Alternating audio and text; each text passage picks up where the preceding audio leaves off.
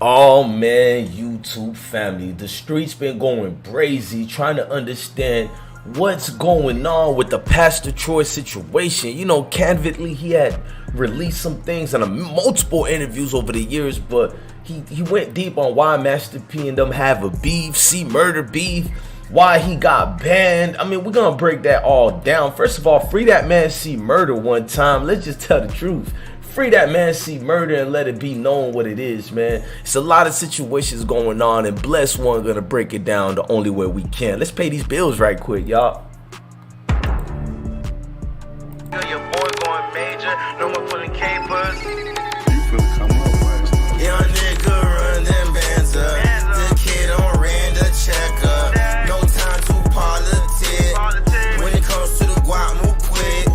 Young nigga run them bands up. Go check out Kid Outlaw new song Run It Up, the hottest Florida rapper out right now. Go check that out. I'm the man, bruh. Straight from the trenches, my soul's relentless. Now, a lot of people want to know what's going on with the Pastor Troy situation. You guys know he released a lot of situations on his interviews, but I'm going to play some of those so we can get to the get down. What's the real core beef? So this is all just on wax and so forth. Yeah. Until there was a concert in Nashville. Yeah. A concert in Nashville, man. It was called like Impact or something like that. I think that was the name of the conference, Impact. It's kind of like Jack the Rapper or something like that. That's the stuff that I know now, but I didn't know then. And I was with Alan Henderson, a former Atlanta Hawks player. They had put out an album, Pastor Troy and the Congregation, with Hindu Records. So they invite me to the event. They're like, Troy, we want you to come to this music conference. We got you like 10 grand to come up here for Saturday and Sunday. I'm like, cool. Me and my dog to this event, and it's the biggest thing that I have ever seen in the game. You know what I mean? Performing at the club that night. Everybody knows that Pastor Troy's gonna be at the show or whatever, but I'm performing with the Hindu and the congregation or whatever. We get to that venue that night, man. We know the security at the door. I got my dog, Lil Pete, with me, man. Lil Pete got a pistol with him. Get to the door, security pat us down. We know this dude. He like our neighbor. He like, oh no, ain't nobody coming through my door with no gun. Hell no. All right, cool. So we upstairs. It's finally about showtime. Everybody in the building. When they go to the stage, the congregation is performing first. I'm just kind of on stage, chilling, shaking hands and stuff like that. Ismokehiphop live. Man, in the middle of their set, I just see the crowd just start getting kind of antsy and everything, man. I'm turned one way.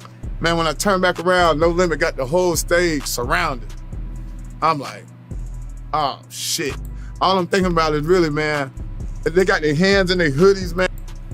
Luckily, the dude from the congregation see them, and he break out. When he break out, it was so early in the game for me, man. I ain't have posters, I ain't have flyers. People didn't know what I looked like or anything. And they gave chase to one of the congregation members. And I was able to go the other way and escape the situation. You know, I always think back on that night, you know what I mean? And embarrassing it was at the time, it'd have been even more embarrassing to kill somebody, man, and end my career 20 years, you know, before it started. Now, he gave that candidly with Vlad TV, and what people don't know is there's a lot of inside information to that, and to see him openly talk about it, because a lot of people at the time was like he took a L from Master P and them, but a lot of people was trying to display and make people understand that it wasn't an L. He survived a serious situation, beefs with some of the South, you know, heaviest hitters. Now, this man went on to do multiple interviews, and on those interviews, he released more info and detailed on those interviews. Let's go to some of them, like B High ATL. Yeah, man. I mean, I have no choice but to think about you versus P. Yeah. And the key word in that is a versus. Can we get a versus with a Master P and a Pastor Troy? Oh boy, we be some fighting motherfuckers, boy. I don't think I want the world to see that shit behind. That shit gonna be the shortest damn versus ever. And that motherfucker say one thing, goddamn, I'm going across that goddamn stage, and I know he ready to too. So I don't think it'll work out. We have to do our shit via satellite from somewhere, man. What did you think about the Jeezy and the Gucci verses? It was amazing, man. I'm just glad. Now, when he said that about the whole thing, you guys got to understand, there's real beefs involved in these situations. Now, he continued to talk about it also on Sway Universe years ago. Yeah, hey, yo, this Pastor Troy and them down South Georgia boys, tell them I said we ready to go to war. And man, that thing took off like wildfire. That was a real call, though, right? It was not. It was on the real call, man. We just edited in the studio, okay, man. Man, I believe that was a real call. It's for real. All right, we wasn't that bad. Okay. With no money. Okay, I know, right? He had no limit. You had no money. Yeah, man. It was all good. So how we was doing that thing then, man, for it to... Did you ever cross paths with P back then? Man, dog, I didn't cross him. I didn't cross P. We crossed C Murder. And of course, back then, all those boys young, the rah-rah, the roo of everything that was going on in the streets. I'm just glad we ain't hurt each other, man. Man, me you too, me? man. And much love, my boy C Murder out there, man. Represent, baby. Come home soon. We out here praying for you, man. That's what's up. That's from Pastor Troy saying that, man. Yeah. For sure. And that's real, man. That's what grown men do. It's just competitive. It's no different from what took place yesterday when Kendrick Lamar hit this verse off and he called out J. Cole and everybody's Meek Mill, Drake and all that. That's kind of... Shout out to the way he explained it, and he goes deeper again. But this time it's not him, it's Big Swole. He explains the Master P and C Murder are two different people, and he goes in also on the things that y'all might call, you know, a bad situation that probably drifted the wrong way, but he calls it in its whole entirety, you know what I mean, a W. I'm gonna let Big Swole give you guys the insight on that day, so you guys could see as far as what transpired on, besides these two, Master P and Swole talking. With Pastor Troy too, so as well. So I don't know if you know anything about those situations. Yeah, you know, the Pastor Troy situation, I really want to talk about. It happened. You know, I'm gonna leave it at that. You know, it's not something I'm proud of. You know, it happened. You know. Is that the one that Pastor Troy spoke about himself, where he said one of his boys got ran down on or something? Yeah, he too. He ran too. Well, he left. Trying to make himself look good, but it is what it is. Because I mean, I like Pastor Troy. Pastor Troy, cool dude. You know, I mean, and you got to remember, you know, P and C are two different people. C Murder always want to fight. I don't care where he at. C wants to fight everybody, you know, and he hung out with some dudes from the Project Cali old Magnolia Weber named Wango and Dodo. Killers. You understand? I can imagine, yeah. Them niggas were killers. You understand? I can imagine, yeah. One, I think one of them was killed in a car wash in the 7 Ward, and I was heard he was shot like 32 times. That's how bad niggas want him dead. You know, they was just killers, man. You know, they was killers. You know, they was high killers, and you know, they ran with C. Now, Big Swole told his explanation of that one.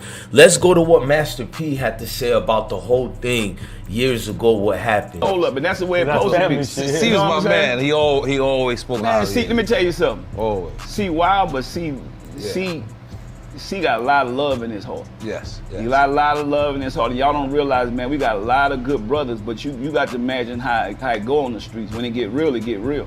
Yeah. You know, I stopped C from doing a lot of stuff, man, to where, you know, and that's why a lot of people don't like to be around me, because I ain't no yes man. Even my own family. So they want me to be, yeah, man, do this. You know, like back in the days, I don't know if you know, what this rapper, Pastor Troy? Yeah. Pastor Troy. So remember Pastor Troy? We ready? Yeah. Okay. So he made that. I don't know Pastor. I never met him. Get the fuck out of here. That was supposed to be. Shit! I totally forgot that. I never met him. But check this out. What happened, right? Okay. Greg Street called me for the radio and said. Greg Street. Yeah, the radio. It's all Atlanta, right? Pastor Troy's Atlanta. Yeah, Pastor Troy is Atlanta as well. Yeah. So he was like, "Look, P. Blah, blah, blah, want to sit down and talk to you and wave the white flag." I said, I don't know nothing about that. I don't know the man. Like, you make records, you got to know what you're dealing with. Right. So he said, what could we do about it? I said, just walk on the other side of the street, you see. I'm not looking for you or nothing. That ain't me. Right. I'm a man of God, but just like two mountains may not meet, but two men will. Wow. You know, and it's like, man, you know That's a crazy why quote, by the way. You know, I ain't gonna lie. you gotta know what you're doing. I clap my hands when I said we gonna make a T-shirt off that song. Yeah, but you gotta know what you're doing. And C went to a concert he had. Oh, I already know what this is. Oh, damn. And it went bad. I think C probably got the wrong dude. The dude he thought was him. You know what I'm saying? Wow. So, but he was on GOAT, and I said, C, it could have got real. Right. And all the other dudes around him, Hot Boy to whoever, I said, they was like, what's up with this dude? I said, man, that dude a rapper. Right. Let him be a rapper. Man, when you look at the situation, he's like, that dude is a rapper. We heard all the stories of C before. Now, let's listen to Little P of DSG recalling the Pastor Troy beef with Master P. And he was like, it was just me, Troy, and a 45. Because they're talking about the time when they ran from the C murder situation, allegedly. Let me hear these guys tell their story on the High ATL. When you talk about watching how you walk, you look up, and then your partner's beefing with Master P. Oh man, I had to ride with my dog. You can put my money behind him. You know what I'm saying? But at the time, when we first finished the album, I was on Perry Avenue. Yeah. And I told him, I was like, we ain't got to do that. Yeah. The No More Playing GA is a hit already. The album's a hit. Yeah. You know what I'm saying? And at the time, the boss, Redmouth, who was the boss over everything, you know what I'm saying? It was his call. We had them brought P down there to a show, and he never got back with us for years, you know what I'm saying? They had done did their thing, and they felt like it needed to be done, you know what I'm saying? I was just a rider, you know what I'm saying? Whatever my niggas say.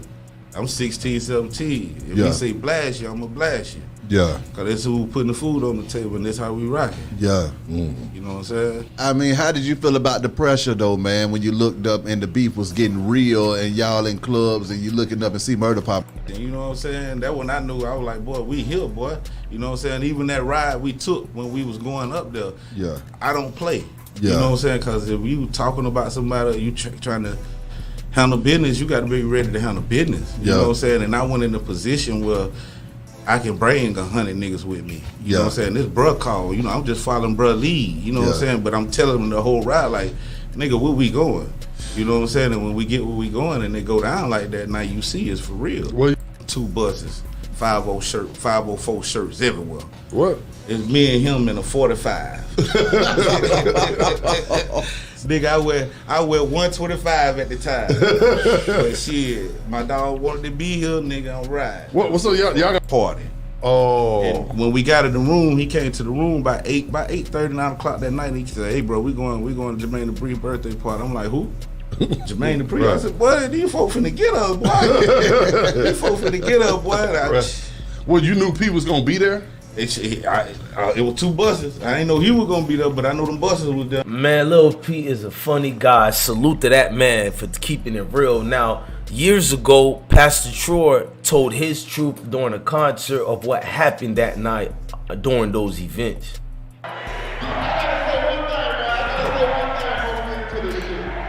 For the good of all people. So check this out. A lot of y'all in here, man, already know about 1998, 99, that re-record shit was acting so stupid. So, we had somebody that took me off birthday bash, man. The year that I was the man in the city.